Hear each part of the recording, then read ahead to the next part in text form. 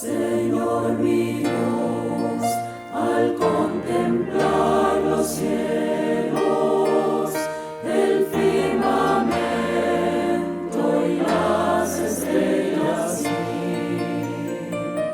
al oír tu voz en los potentes truenos y ver brillar el sol en su cenit. Then sings my soul, my Savior God, to thee. How great thou art, how great thou art. Iglesia Bíblica Koinonía. Nuestra misión es ser discípulos auténticos de Jesucristo que glorifican a Dios por medio de vidas transformadas por la obra del Espíritu Santo, y hacer discípulos que igualmente sean transformados por la gracia de Dios. Es crear un movimiento en el poder de Dios de hacer discípulos y de plantar iglesias para tener un testimonio claro de palabras y vivencia del Evangelio del Señor Jesucristo en el área metropolitana de Barranquilla y más allá de ella. La visión que tenemos es ser una iglesia celular que vive la presencia y el poder de Jesucristo y de su Espíritu para cumplir con sus propósitos de alcanzar a los que no conocen al Salvador con el Evangelio transformador. Ser una iglesia enfocada en la multiplicación de discípulos, de grupos familiares, de líderes siervos y de iglesias para presentar ante el mundo quién es Jesucristo. Como valores centrales tenemos la centralidad y autoridad de la palabra de Dios, centralidad en Cristo, dependencia de Dios, visión para la reproducción, comunidad, ministerio de todos los creyentes y santidad de vida.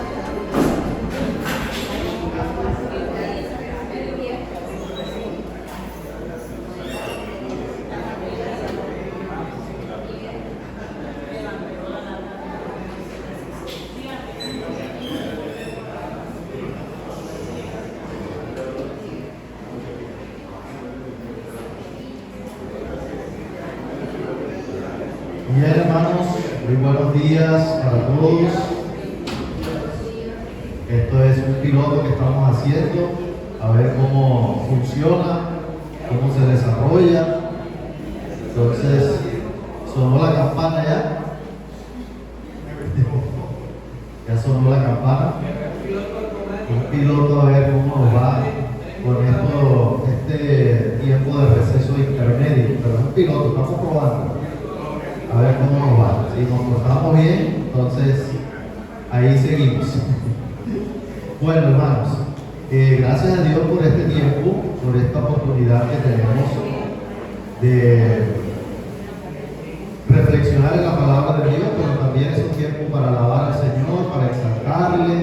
Hemos tenido un tiempo de adoración donde hemos reconocido quién es nuestro Dios, lo grande, lo que Él representa para cada uno de nosotros, lo grande y maravilloso que es, que fue y que seguirá siendo para nuestras vidas. Eso es lo que venimos a declarar, a proclamar el nombre de nuestro Dios en estos tiempos en los cuales nos reunimos como congregación. Y en estas semanas anteriores hemos estado reflexionando en el libro de los Salmos. Estuvimos reflexionando en el Salmo 103 y recordemos que en este capítulo de este libro tan hermoso, el libro de los Salmos, estuvimos concluyendo que Dios, el Señor, es digno de ser reconocido por las múltiples bendiciones y beneficios que hemos recibido de parte de Él. Él es digno de ser adorado, Él es digno de ser exaltado, reverenciado y también bendecido. Y esa es una característica muy importante del libro de los Salmos. Los Salmos, si podemos ver un tema de manera general, aunque tienen muchos temas, pero de manera general podemos ver una característica importante, especial, que es acerca de quién es Dios, la grandeza de Dios, sus atributos, sus cualidades majestuosas, pero también sus cualidades relacionadas con la atención hacia nosotros.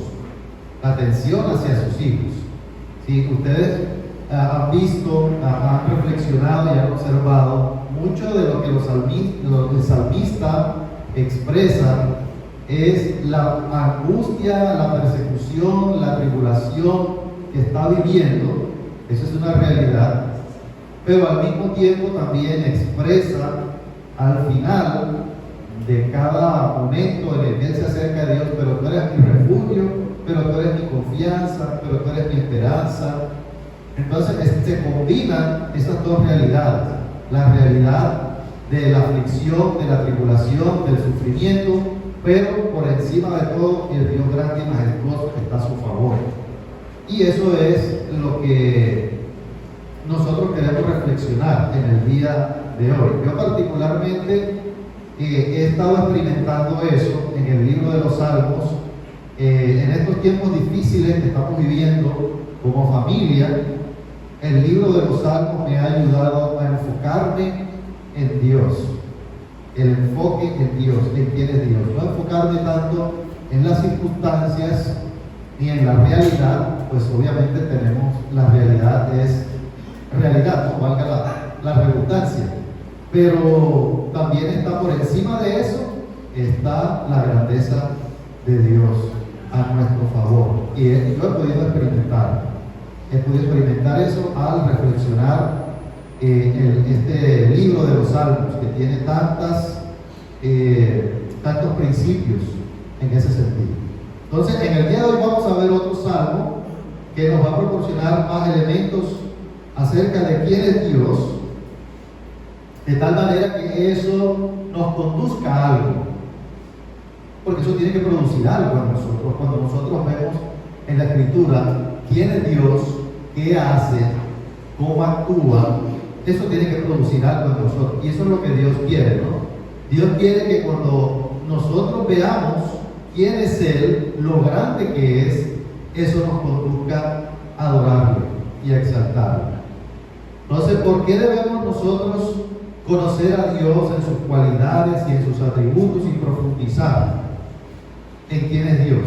Como creyentes nosotros, como discípulos del Señor, tenemos que esforzarnos y tenemos que tomar tiempos importantes para conocer a Dios.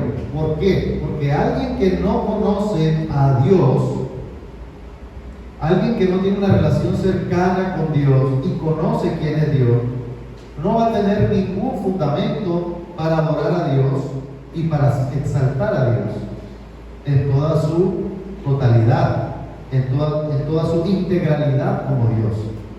Obviamente, a medida que vamos conociendo a Dios, vamos a ir poco a poco también exaltando sus cualidades y sus atributos. Una persona que acaba de conocer a Dios va a adorar a Dios y exaltar a Dios en esa misma medida. Pero la idea es que nosotros crezcamos en conocer a nuestro Dios y en tener relación con Él. En los Salmos encontramos muchos principios que nos dan base para que nosotros podamos responder a ese Dios en adoración. Y en el día de hoy he escogido el Salmo 33. El Salmo 33 como base para poder extraer principios importantes. Y un principio importante en el día de hoy es acerca de la alabanza y la adoración a Dios. Un principio importante acerca de la alabanza y la adoración a Dios. Principios de adoración al Dios creador. Pero vamos a iniciar en el día de hoy con los versículos 1 al 9. Hay suficiente información allí para poder extraer buenos principios y buen contenido. Entonces vamos a orar y vamos a pedirle al Señor que nos dé sabiduría y entendimiento en esta mañana. Señor, te damos gracias por este día. Gracias porque es por tu misericordia y por tu fidelidad que tú permites que lleguemos hasta aquí, que nos reunamos como congregación, como hijos tuyos, para reconocer quién eres tú, como comunidad de hijos tuyos, como comunidad cristiana, para reconocer tu grandeza, tu poder y la manera como tú, Señor, has sido bueno, grande y fiel en nuestras vidas. Señor, te pedimos para que podamos seguir cumpliendo este propósito a través de tu palabra. Que tu palabra, Señor, cumpla el propósito, que sea como esa espada de dos filos, que penetra hasta partir el alma y el espíritu, las coyunturas y los tuétanos, y que discierna nuestros pensamientos y las intenciones de nuestro corazón. Prepáralo para que el Espíritu Santo, Señor, pueda hablar a nuestras vidas por medio de tu palabra. Que estemos conscientes, abiertos nuestro entendimiento para ver lo que tú quieres de nosotros y lo que tú te revelas en tu palabra, Señor. En el nombre de Cristo Jesús. Amén. Bueno, entonces vamos a leer el Salmo 33, versículos 1 al 9. Vamos a hacer un ejercicio y vamos a leerlo todos al tiempo, a la cuenta de 3. Yo voy a leer y ustedes me van a acompañar. A la cuenta de 3, Salmo 33, 1 al 9. 1, 2, 3. Alegraos, oh justos, en Jehová. En los íntegros es hermosa la alabanza. Aclamad a Jehová con arpa, cantarle con salterio y decacordio, cantarle cántico nuevo, hacerlo bien, tañendo con júbilo. Porque recta es la palabra de Jehová, y toda su obra es hecha con fidelidad. Él ama justicia y juicio. De la misericordia de Jehová está llena la tierra. Por la palabra de Jehová fueron hechos los cielos, y todo el ejército de ellos por el aliento de su boca. Él junta como montón las aguas del mar. Él pone en depósito los abismos. Temed a Jehová toda la tierra. Teman delante de él todos los habitantes del mundo, porque él dijo y fue hecho. Él mandó y existió. Amén, ¿verdad? Muy bien, entonces vamos a iniciar. Ya hice alguna introducción de manera general, pero vamos a iniciar en la reflexión ya entrando al pasaje, y vamos a mirar que dentro de estos principios para la exaltación y la adoración al Dios Creador, vemos inicialmente unas instrucciones y unas pautas para la adoración. Inicialmente, y lo más importante para reconocer en esto que quiere comunicar el salmista, es lo más importante, es quién es el objeto de nuestra adoración. Eso es lo más importante. Es el objeto de nuestra adoración, y también la forma de hacerlo conforme quién es el objeto de nuestra adoración. La forma de hacerlo conforme a quién es el objeto de nuestra adoración. Entonces el salmista dice a quién, con respecto a quién se está adorando, ¿no? A quién, y el cómo, o sea, la forma de hacerlo. En este pasaje vemos instrucciones precisas acerca de quién debe ser el objeto de nuestra adoración. Y bueno, ustedes me dirán, pero es que toda la Biblia dice eso, ¿no? Claro, toda la Biblia habla acerca de quién debe ser objeto de nuestra adoración. Pero particularmente en este pasaje está hablando de un contexto muy específico. Y ahora vamos a mirarlo por qué. En este pasaje encontramos instrucciones precisas acerca de cómo llevar la adoración, la exaltación, dependiendo de quién es el objeto de nuestra adoración.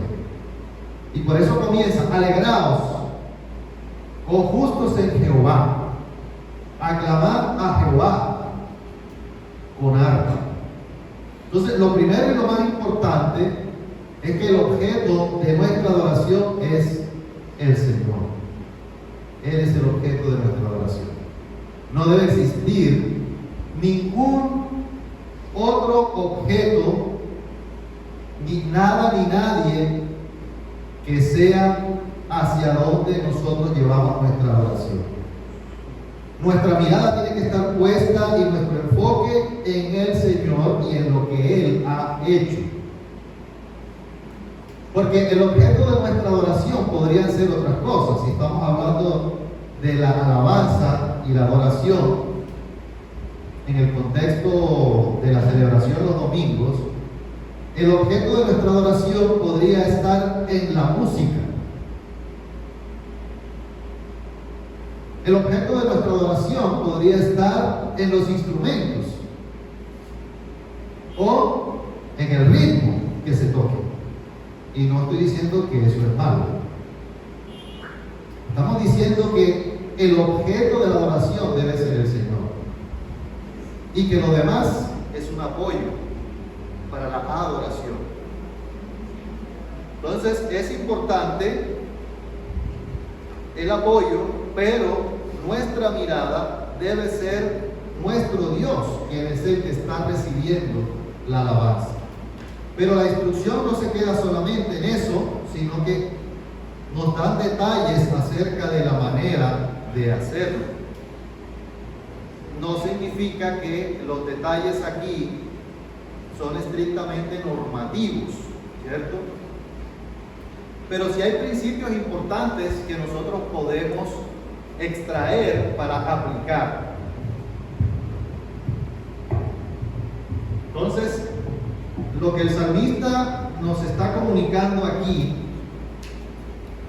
y lo que podemos entender de este mensaje es que hay una exhortación importante para la alabanza y la adoración para el Señor. Porque la alabanza a nuestro Dios no es cualquier cosa.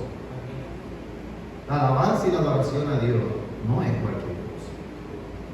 Perdónenme que de pronto haga una comparación, pero no es una fiesta cualquiera. O sea, es algo muy especial para Dios. La alabanza y la adoración es algo muy especial, porque Dios se merece lo mejor de nosotros y por eso nos da instrucciones y principios para hacerlo a la manera de Él y no a la manera nuestra. Por eso los creyentes, los que nos basamos en la Biblia y en la Escritura, qué bueno que yo digo, cuando voy a enseñar, gracias a Dios porque yo no tengo nada que inventar. Yo no tengo nada que inventar, porque todo está en la Escritura. Gracias a Dios porque ya tú has dado todos los principios para nosotros tener una relación contigo. Y lo mismo es para la alabanza y la adoración. Y nosotros tenemos que alinearnos y ir conforme a lo que Dios ha dicho. Entonces, ¿a qué exhorta? Vamos a mirar a qué exhorta. Y hay 4 imperativos importantes. Dice: alegraos, cantad, aclamad, hacedlo bien.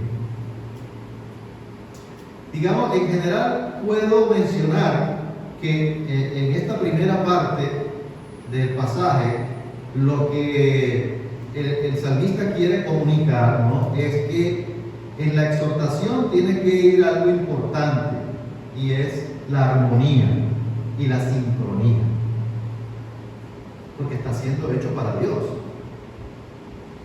no es para nadie, es para Dios.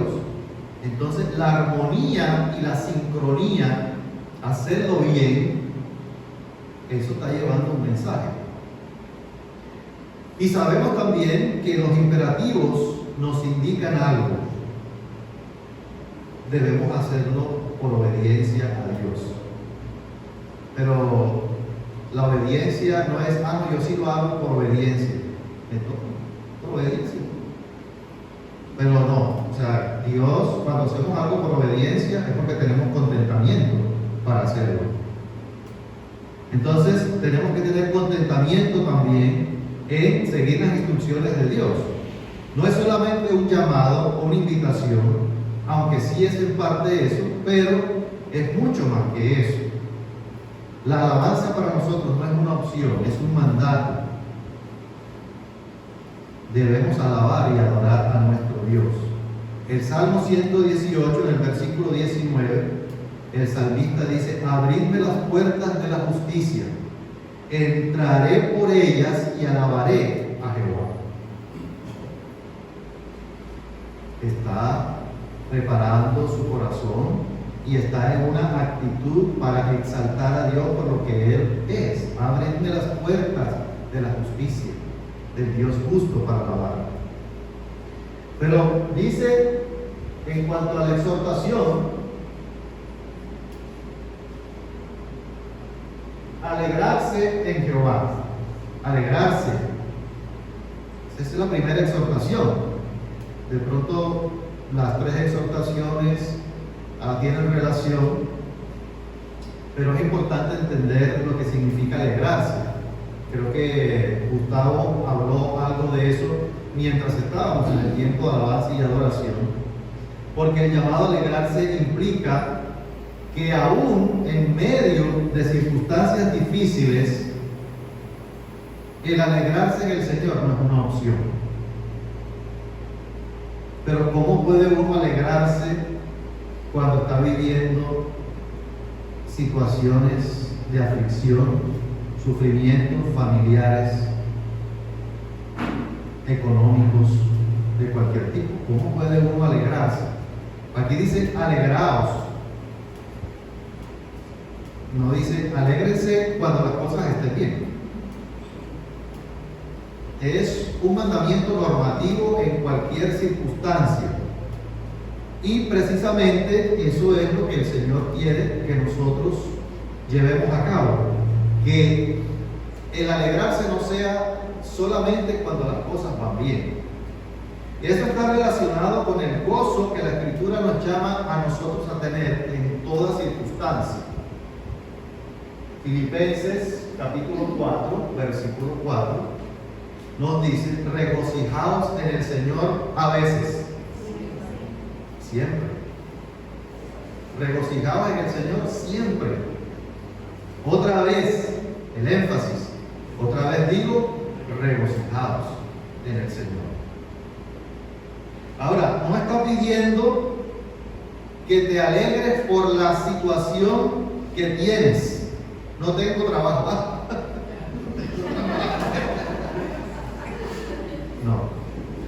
No está diciendo eso. Está diciendo que puedes tener confianza en Dios y que puedes gozarte en el Señor, que el Señor va a proveer para tu necesidad. El gozo en ese sentido, ¿verdad? Es aceptar la realidad, pero también aceptar lo que Dios es y puede hacer por nosotros.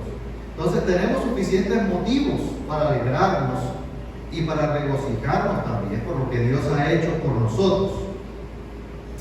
Pero además del alegrarse, también la exhortación es aclamar al Señor con unas instrucciones, las instrucciones específicas. Entonces ahí dice alabarle, aclamar a Jehová con arpa, cantarle con salterio, con decacordio. Está Dios de acuerdo con el apoyo de los instrumentos en la adoración, los instrumentos.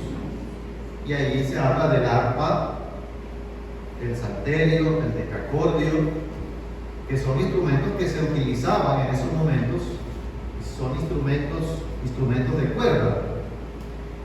Eso nos indica a nosotros que Dios también está expresando su satisfacción, su halago con la adoración a través de la música y de los instrumentos musicales. Eso agrada a Dios, porque Dios es el creador de la música. Dios es el gran maestro de la música. Fue creada por Dios. Entonces, una de las cosas que caracterizan a Dios en la adoración, y aún en la adoración celestial, es la música. Porque si nosotros leemos Apocalipsis capítulo 5, ahí está hablando que los 24 ancianos se postraron delante de Dios y estaban también tocando arpas. Estaban tocando arpas. Y es una escena de la revelación futura, donde está allí los 24 ancianos y hay música donde están mencionando que el Señor fue el que los redimió con su sangre, el Cordero, y están tocando arpas. Pero también dice que le cantemos, que se le cante con un cántico nuevo. Ahora, ¿qué significa el cántico nuevo? Voy a mencionar qué no significa un cántico nuevo, primero que todo. No significa necesariamente un canto que no se haya cantado, que no hayamos cantado. No está relacionado con el tiempo realmente. Es decir, que el cántico nuevo no tiene que ver tanto con que nosotros tengamos que estar renovando el repertorio de la alabanza cada vez y dejar los cantos antiguos.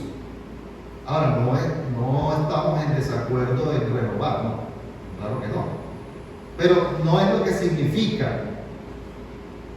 Lo que significa más bien es que debe ser coherente lo que cantamos con el cambio que Dios ha hecho en nuestra vida. Lo nuevo se refiere a la vida antigua y a la vida nueva. Ese es el cántico nuevo que Dios quiere para nosotros. ¿Qué cantábamos antes? Cuando no éramos creyentes. ¿Qué debemos cantar ahora? Algo nuevo para Dios. Somos nuevas criaturas. Dios quiere un nuevo canto que sea coherente con lo que somos ahora en relación con Él. Miremos también ahora entonces a quiénes está exhortando. Entonces ya vimos qué es lo que está exhortando. Pero ahora tenemos que ver a quién está exhortando. Porque la palabra dice, alegraos todos justos en Jehová, y en los íntegros es hermosa la alabanza. Allí hay dos palabras claves, justos e íntegros. Y es importante entender que la exhortación que se está haciendo particularmente en este contexto, el llamado no se está haciendo de manera universal. No se está haciendo de manera universal. Aunque hay mandamientos y hay principios y declaraciones de Dios que se hacen de manera universal. Pero en este contexto no se está haciendo de manera universal. Porque el llamado aquí a la alabanza y a la adoración se está haciendo a un grupo particular. El Salmo es claro en decir que está invitando a los justos y a los íntegros. Entonces, lo que nos lleva a pensar eso es que los que no cumplen ese requisito no están invitados. Entonces, si a uno no lo invitan a un lugar, no va, ¿cierto? Porque ahí Dios está poniendo la lista de los invitados, los justos e íntegros. ¿Y por qué se hace el llamado solamente a los justos e íntegros? Pues tenemos que, primero que todo, definir quiénes son los justos. Pues la invitación es para aquellos que se han arrepentido y han puesto su confianza en Jesucristo. El salmista se refería principalmente a aquellos entre el pueblo de Dios que andaban conforme a la voluntad de Dios, en todo sentido. Eso quiere decir que el llamado se está haciendo a aquellos que han sido declarados justos por la obra de Jesucristo. No si yo me creo justo por mis obras o por mis propios méritos. sino los que son justos por medio de la obra de Jesucristo. Han sido declarados justos porque la justicia de Cristo ha sido transferida. La justicia perfecta del Hijo de Dios ha sido transferida a ellos. Y estos son los que son llamados a exaltar el nombre de Dios por lo que ha hecho por su gracia y por su misericordia. Eso quiere decir que entonces, si no se cumple con el requisito, ¿qué sentido tiene alabar a Dios? Porque la alabanza procede de algo que Dios ha hecho en nuestra vida. De eso. La alabanza se origina allí. Y eso es lo que el salmista nos está comunicando con esto. Estos que son justos, que se han puesto de acuerdo con Dios, con su voluntad, en lo que Jesucristo es y ha hecho, esos son los que son llamados a exaltar el nombre de Dios. Eso podemos entenderlo porque en el Nuevo Testamento está mucho más aclarada esa verdad. Y la palabra de Dios en el libro de Romanos lo dice: justificados pues por la fe, tenemos paz para con Dios por medio de Jesucristo. Justificados, aquellos que son justos por el decreto de Dios, los que hemos respondido a Jesucristo. Somos los que tenemos una responsabilidad mayor de alegrarnos y de exaltar a Dios, de alabarle a Él. Y lo mismo sucede con los íntegros. Pues estamos hablando de, aunque no son términos exactamente iguales, pero hay una relación allí en el contexto. Dios considera hermosa la adoración de su pueblo. O sea, cuando estamos alabando, los que hemos respondido a Jesucristo, Dios se complace, le llega a su trono como olor fragante. Y ese es el sentido de la adoración, porque a Dios le parece hermosa. Y eso tiene que crear la motivación para hacerlo bien, porque es lo que dice también el pasaje: hacerlo bien. Entonces a Dios le complace y Dios aprecia y valora nuestra alabanza. Ahora, ¿cómo debe llevarse a cabo? Porque este es otro componente de esto que estaba mencionando y comunicando el salmista acerca de las pautas, ¿no? Es quién es el objeto, quién debe hacerlo, cómo hacerlo. Entonces, la palabra dice que debemos hacerlo bien. Hágalo bien. Y eso tiene un significado importante, eso tiene implicaciones importantes para nosotros. Dice tañendo con júbilo. El verbo tañer, ¿verdad? ¿Cómo que se conjugaría el verbo tañer? No tan fácil, ¿verdad? Pero de pronto, si buscamos un sinónimo, el verbo se refiere a la interpretación. La interpretación del instrumento o el canto también. Se puede referir a ambas cosas. Entonces, lo que quiere decir es que se debe realizar como una disposición de responder a Dios, como una actitud en lo mejor que nosotros podamos dar de nosotros, en lo mejor que podamos dar de nosotros, entendiendo a quién es el objeto de nuestra adoración. Si entendemos bien quién es el objeto de nuestra adoración, entonces la manera de hacerlo va a ser tal cual como Dios está pidiendo que lo hagamos.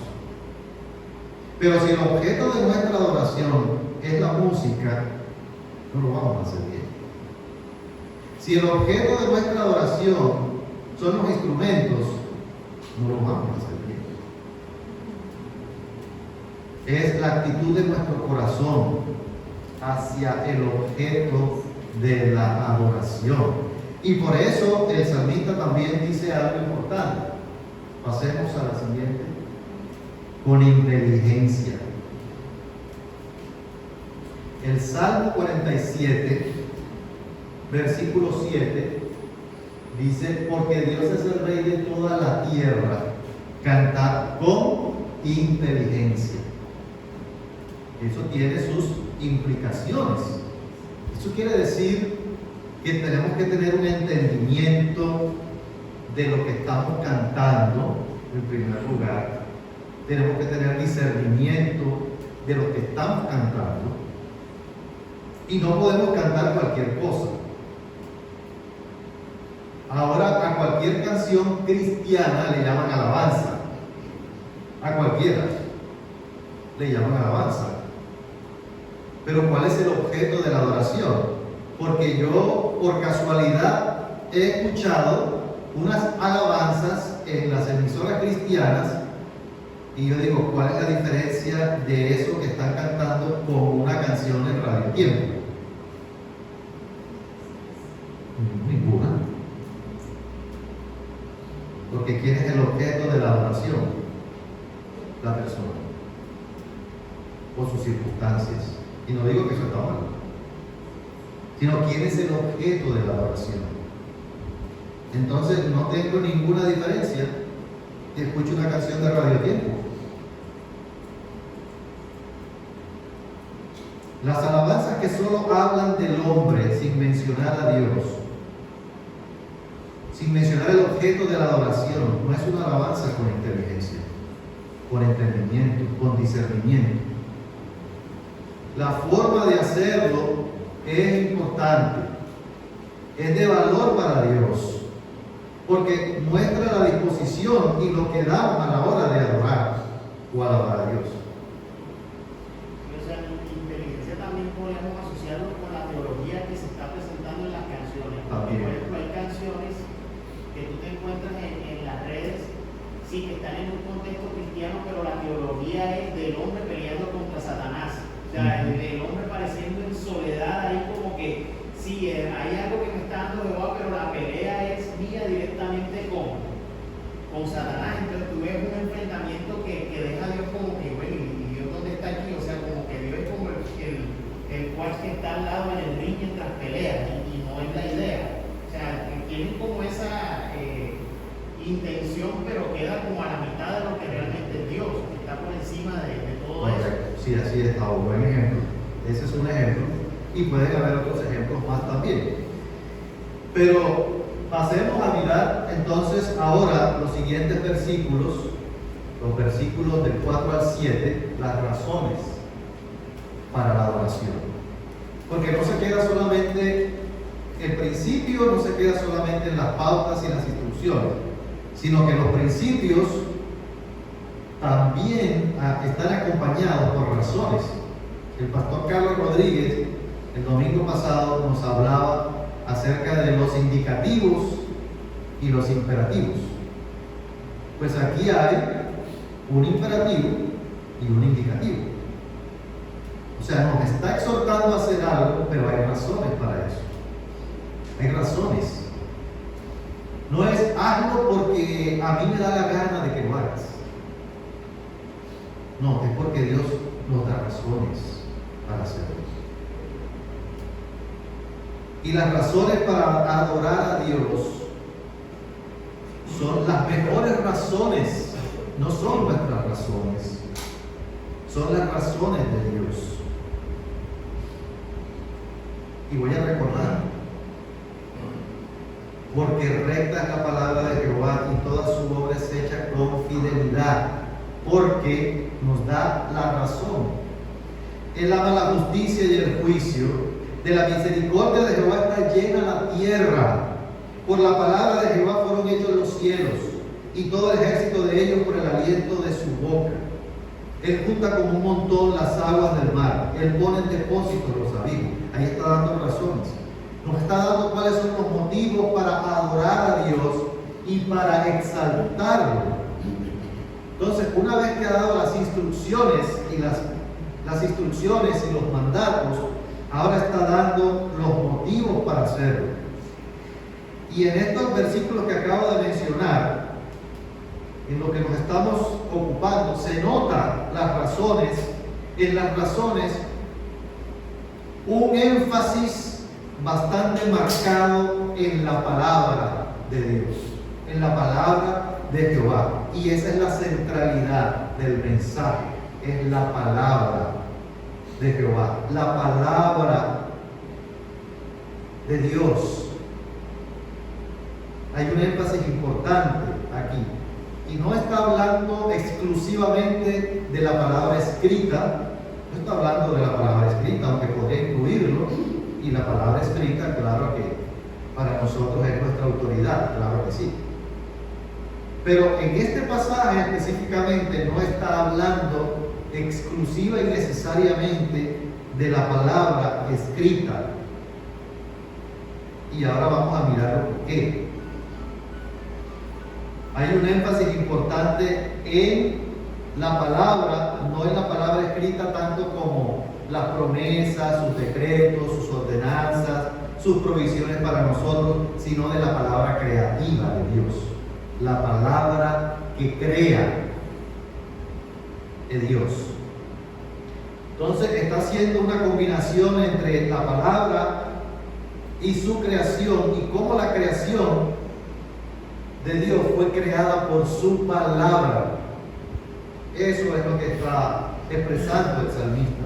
Estamos viendo la manifestación del poder de Dios sobre su creación, que vino a ser por su palabra, porque Él lo mandó desde su boca. Y vamos a ver cuáles son esos motivos, porque esos motivos nos estimulan a nosotros para poder alabar al Señor. Son los motivos y las razones que Dios nos está dando para alabar al Señor. Y hay una cantidad de razones tan grandes en este pasaje que nos podríamos durar un mes hablando de las razones. Dice, porque son características de Dios, que son motivos para exaltarle. Toda su obra es hecha con fidelidad. Y eso tiene que ser un motivo para nosotros, los justos e íntegros, exaltar a Dios. Es fiel porque Él es fiel en sostener lo que hace y lo que promete. El Señor dice la palabra que todas las cosas por Él fueron hechas, por el Señor Jesucristo. Y todas las cosas en Él subsisten. Entonces Él es fiel en sostener lo que hace y lo que promete. Y en todo esto encontramos nosotros la clave de nuestra confianza y de nuestra alegría. Y eso es lo que nos debe motivar a alabar al Señor.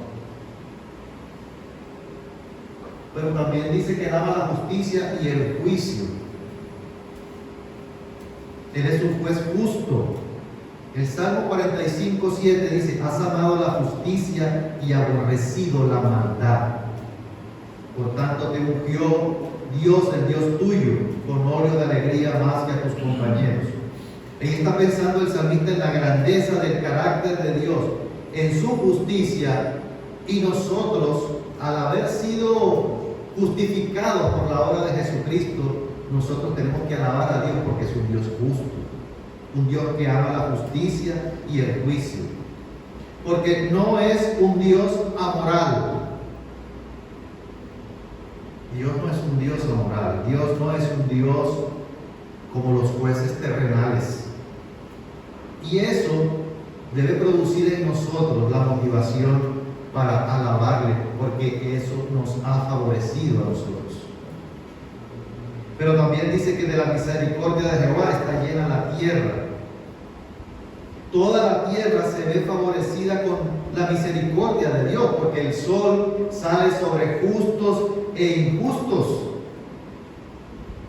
Y y nosotros también nos favorecemos de la misericordia de Dios.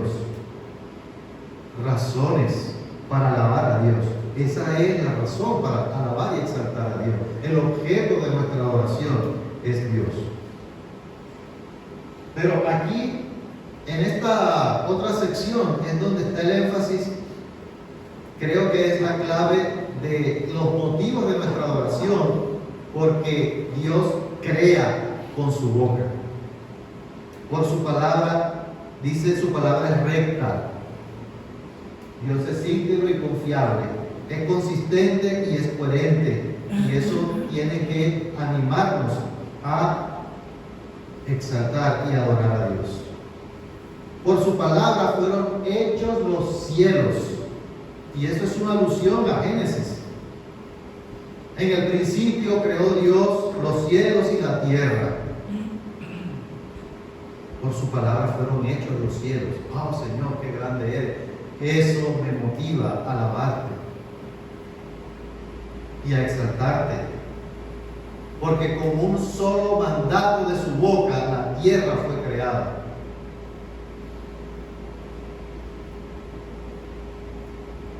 Dios también dijo, haya lumbreras, porque por su boca el ejército, por el aliento de su boca fue creado el ejército de los cielos. Es Dios tan grande. Señor, eso me tiene que producir algo en mí. Si eso no significa nada para mí, entonces, claro que no voy a adorarlo. De su boca, con el aliento de su boca, fueron creados los ejércitos de los cielos, los planetas, el sol, la luna, la Vía Láctea. Pero sigue, junta como montón las aguas del mar, porque Dios tiene poder sobre las aguas. El Señor abrió el mar rojo, abrió el río Jordán. El Señor Jesucristo caminó sobre las aguas, tiene poder sobre las aguas. Y para Él, tomar las aguas de los mares es como nosotros tomar un puñado de agua en nuestras manos. Y eso tiene que movernos a adorar a Dios. ¿Qué más razones queremos nosotros para exaltar a Dios como Él lo pide? Hacerlo bien, porque Él se lo merece. Él no es cualquier cosa, Él no es cualquier persona. Él es el Dios creador, Él es nuestro creador. ¿Qué más razones queremos? Pasemos a la conclusión del pasaje de esta sección, versículos 8 y 9. Es el resultado que Dios espera al dar a conocer su grandeza en la creación. ¿Cuál es el resultado que Dios espera? ¿Qué dice versículos 8 y 9? Teman a Jehová toda la tierra, teman delante de Él todos los habitantes del mundo, porque Él dijo y existió, porque Él mandó y creó. Entonces, lo que la conclusión está comunicándonos es que Dios espera un resultado al revelarse como Él es. Es temor. El temor hace parte de la adoración y de la exaltación. La conclusión que Dios está dando aquí es que la respuesta de nosotros ante lo que Dios ha revelado de Él mismo tiene que ser temer a Dios. Esa es la respuesta. Si tú no temes a Dios, si nosotros no tememos a Dios por ver o por entender en su revelación que Él creó y formó todo lo que ha sido hecho y a mí, entonces ¿qué más puedo hacer? No tengo ninguna otra opción. El llamado aquí no es solamente para nosotros los que hemos creído, sino a todos los habitantes de la tierra, y aquí sí hay un mandamiento universal. Todo habitante de la tierra debe temer a Dios. es llamado a temer a Dios. Este salmo acentúa siempre que entre el Señor y el mundo creado no solo existe una relación de creación, sino también una relación de vida entre Dios y su creación. Una relación de vida con Él y nosotros. El mismo que es creador es también Señor. Esas dos cosas van de la mano. No se puede separar. El creador nuestro es Señor nuestro. Y los habitantes de la tierra deben temblar y tener miedo ante aquel que sustenta la vida y del cual depende la sustentación y la preservación del universo y de nosotros. Porque así como se cumplió cuando Dios mandó y dijo, hágase la luz. Dios mandó y existió. Así se cumplirán sus declaraciones y su autoridad, sus mandamientos sobre nosotros. Eso es lo que nos está diciendo el salmista. Se va a cumplir también sobre nosotros. Pero vamos a mirar un poco acerca de lo que significa temer a Dios. Implica reconocer quién es Dios, valorar su carácter, responder a Dios reverenciándolo profundamente, confiar en Él, adorarle, obedecerle, servirle. Eso es lo que significa temer a Dios. Alguien una vez me dijo que porque hablamos de temer a Dios, tenemos que tenerle miedo a Dios. No, de eso no se trata. Entonces, no, mejor quitemos esa palabra de tenerle temor a Dios. ¿Por qué? Si eso es lo que dice la palabra. Busquen en la palabra de Dios en una concordancia cuántas veces aparece la palabra temor de Dios. ¿Cuántas veces? Y la persona me dijo, ¿por qué tenemos que hablar de temor de Dios? Porque lo dice la palabra. Sencillamente por eso. Pero el temor implica obedecer, reverenciar, implica someternos a Él como la autoridad en nuestras vidas. Quitarnos a nosotros mismos como nuestra autoridad, como si fuéramos nosotros mismos el creador de nosotros mismos.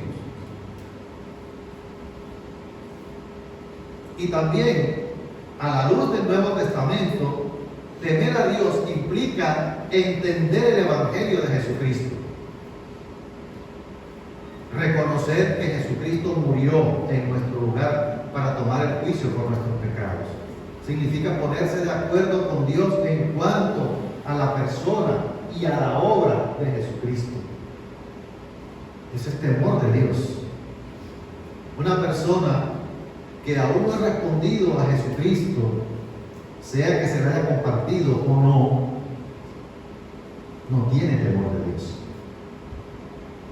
No tiene temor de Dios.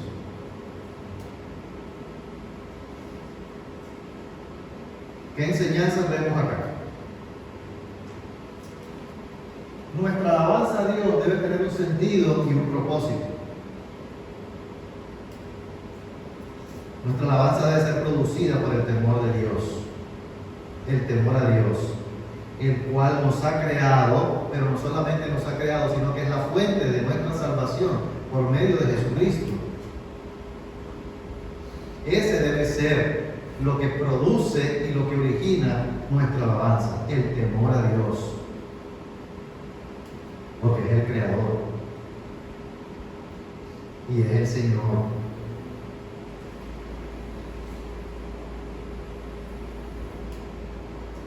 Hay otras declaraciones y mandamientos aquí. Hay un mandato de temer a Dios que es universal para todos los habitantes de la tierra. Eso es otra declaración. Uno de los aspectos que debe producir el saber que Dios es creador del universo es temor de nosotros hacia Él. El temor es la respuesta nuestra en la adoración a lo que sabemos que significa Dios, según su revelación.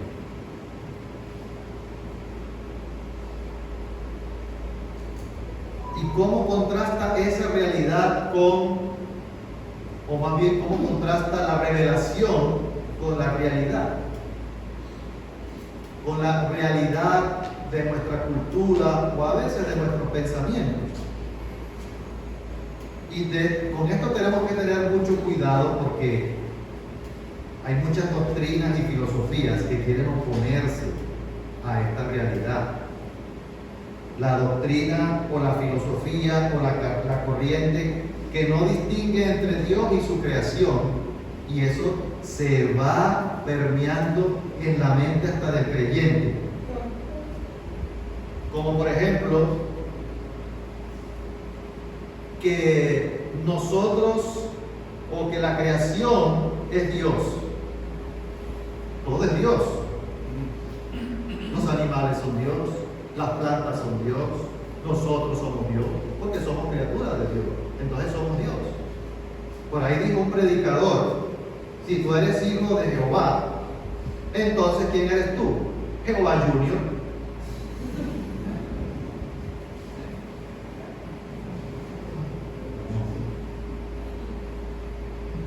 Entonces ese tipo de filosofías y de corrientes y de pensamientos que van en contra. Yo no soy Jehová Junior, yo soy una criatura de Dios, hecha a su imagen y semejanza.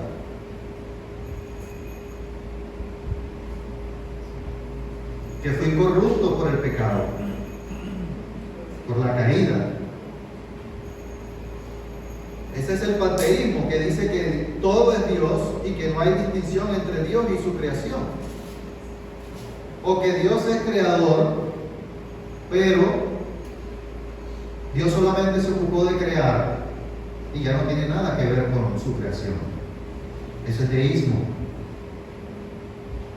Y lo que dice este pasaje es totalmente contrario, porque Dios tiene relación con su creación. Ahora, ¿qué nos dice a nosotros este pasaje para poner en práctica? ¿Qué nos dice a nosotros este pasaje para que nosotros podamos poner en práctica?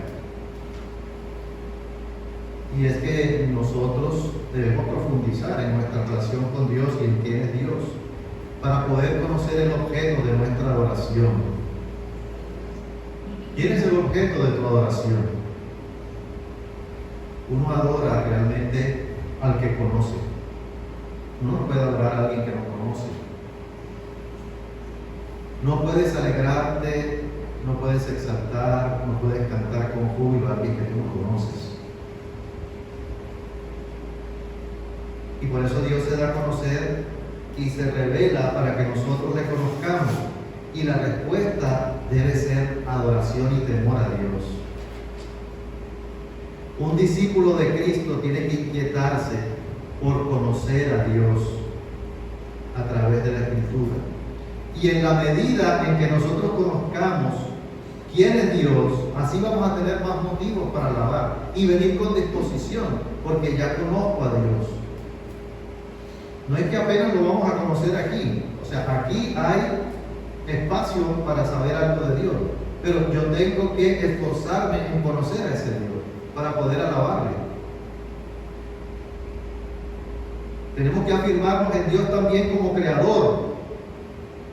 Y no podemos dejarnos permear por estas corrientes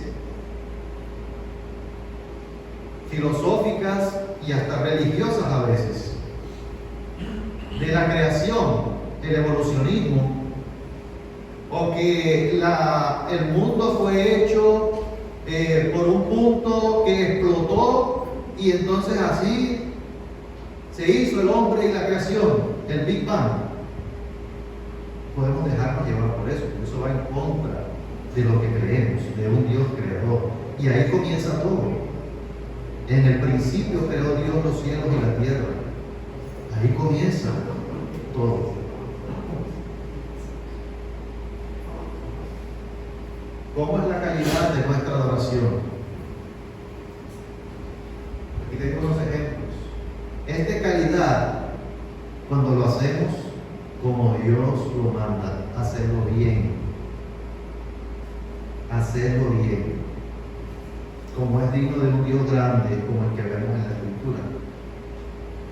En la misma medida que tenemos disposición para alabar a Dios, en esa misma medida es como lo estamos viendo.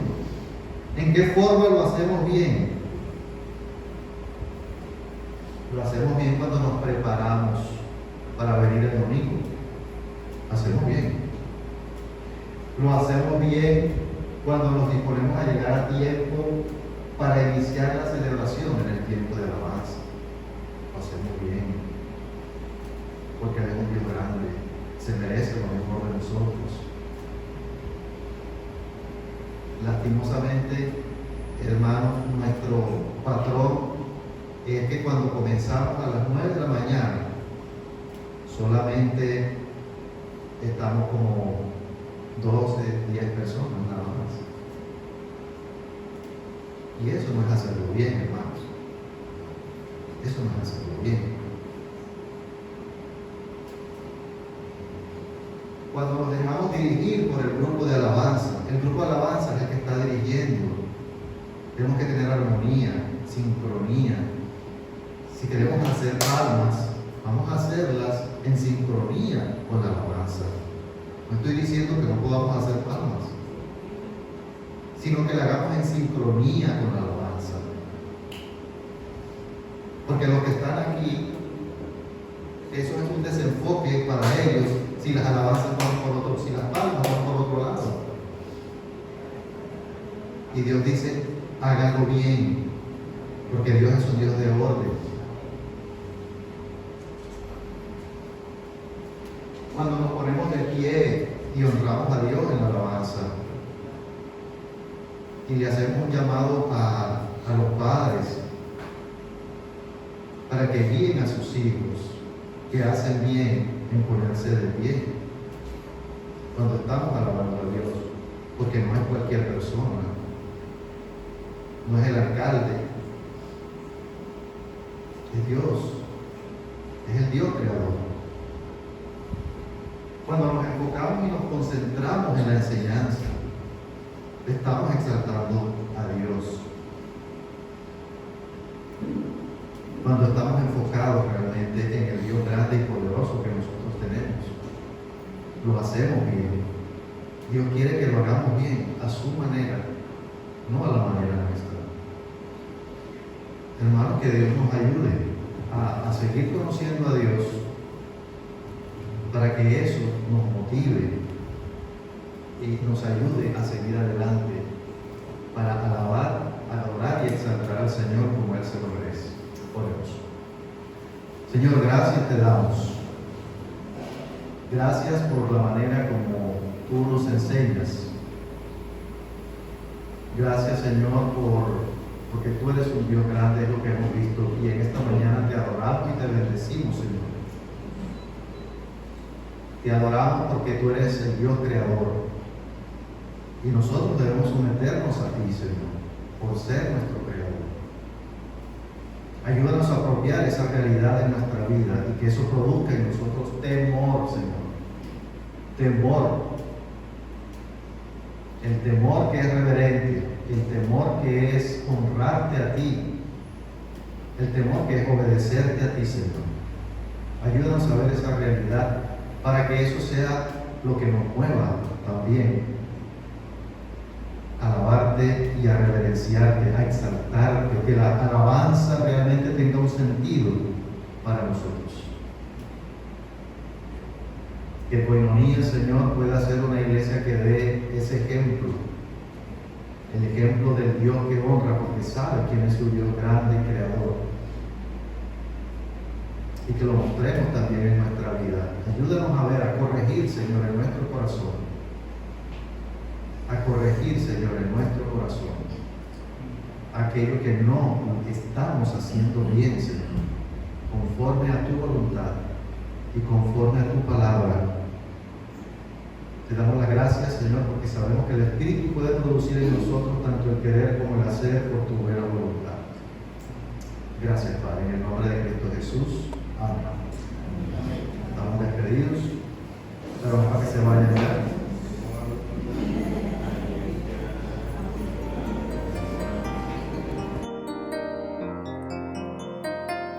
Señor mi Dios, al contemplar los cielos,